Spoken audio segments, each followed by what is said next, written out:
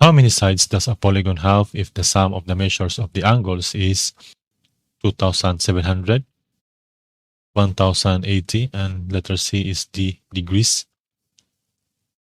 So the formula n minus 2 times 180 degrees will be utilized or used for this problem. So this formula will gives us the sum of the measure of the angles. So for letter A, so we have n minus 2 times 180 degrees. So the total or the sum of the measures of the angles is 2700. So divide both sides by 180.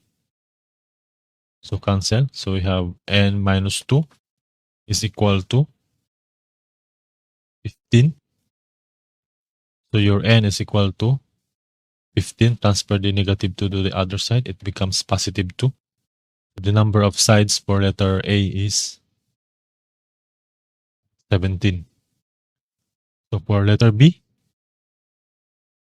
we have 1080. So we have n minus 2 times 180 degrees is equal to 1080.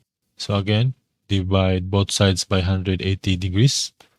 So cancel. So we have n minus 2 is equal to 6. So you have n is equal to 6 plus 2.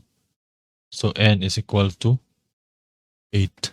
So the number of sides is 8. And for letter C, we have the degrees. So we have n minus 2 times 180 is equal to d.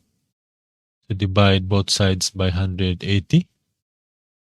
So we have n minus 2 is equal to d over 180.